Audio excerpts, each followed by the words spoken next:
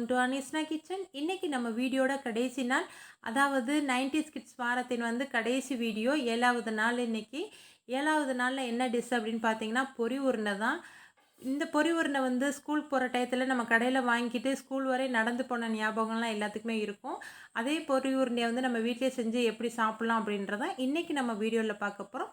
இப்போ வாங்க நம்ம வீடியோக்குள்ளே போகலாம்.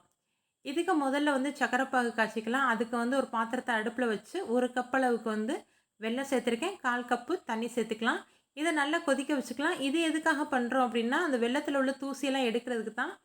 நல்லா கொதிச்சதுக்கப்புறம் ஃபில்ட்ரு பண்ணி எடுத்துக்கலாம். நம்ம எந்த பாத்திரத்தில் கிண்ட போகிறோமோ அதே பாத்திரத்தில் ஃபில்ட்ரு பண்ணி நான் வச்சுருக்கேன். இப்போ லைட்டாக கொதிச்சதுக்கப்புறம் 1/4 டீஸ்பூன் அளவுக்கு சுக்குத்தூளும் 1/4 டீஸ்பூன் அளவுக்கு ஏலக்காய் தூளும் சேர்த்துட்டு நல்லா மிக்ஸ் பண்ணி விட்டுக்கோங்க. மிக்ஸ் பண்ணதுக்கப்புறம் இது பாகு பதம் எப்படி பார்க்கணும்னு பார்த்தீங்கன்னா, நமக்கு ஒரு பாத்திரத்தில் தண்ணி வச்சுட்டு அதில் 2 ட்ராப் அளவுக்கு இந்த பாகை ஊற்றுனீங்க அப்படின்னா, உங்களுக்கு உருண்டை உருட்டி நல்லா திரண்டு வர அளவுக்கு இருக்கணும். அப்படி வந்துருச்சுன்னா இந்த பாகு ரெடி ஆயிடுச்சுன்னு அர்த்தம். அதுக்கப்புறம் 1 கப் அளவுக்கு பொரி எடுத்திருக்கேன். அதையும் இது கூட சேர்த்துட்டு அடுப்பை ஆஃப் பண்ணிடுங்க. பொரி சேர்த்த உடனே அடுப்பை ஆஃப் பண்ணிடணும். அப்படி இல்லாட்டி உங்களுக்கு பொரி சேர்ந்து கருக ஆரம்பிச்சிரும்.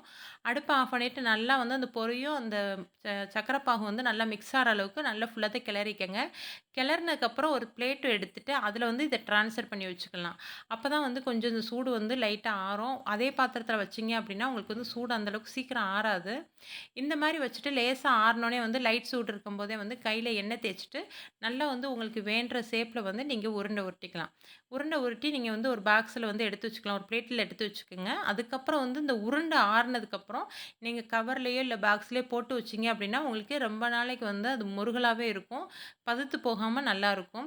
ஓகே ஃப்ரெண்ட்ஸ், இந்த வீடியோ உங்களுக்கு பிடிச்சிருந்தா உங்கள் ஃப்ரெண்ட்ஸ் அண்ட் ஃபேமிலி கூட ஷேர் பண்ணிக்கோங்க. கண்டிப்பாக இந்த 90's கிட்ஸ் வீடியோ ஃபுல்லாமே நீங்கள் பார்த்துருப்பீங்கன்னு நம்புகிறேன். இந்த 90's கிட்ஸ் வாரத்தில் உள்ள வீடியோவில் உங்களுக்கு எது பர்டிகுலராக பிடிச்சது அப்படின்றத மறக்காமல் கமெண்டில் சொல்லுங்கள். சப்ஸ்கிரைப் பண்ணாத புது நண்பர்கள் சப்ஸ்கிரைப் பண்ணி பக்கத்தில் இருக்க பெல் பட்டனை கிளிக் பண்ணிக்கோங்க. நெக்ஸ்ட் வீடியோவில் உங்களுக்கு புதுவிதமான ரெசிபியோடு உங்களை சந்திக்கிறேன். ஓகே ஃப்ரெண்ட்ஸ், பாய்.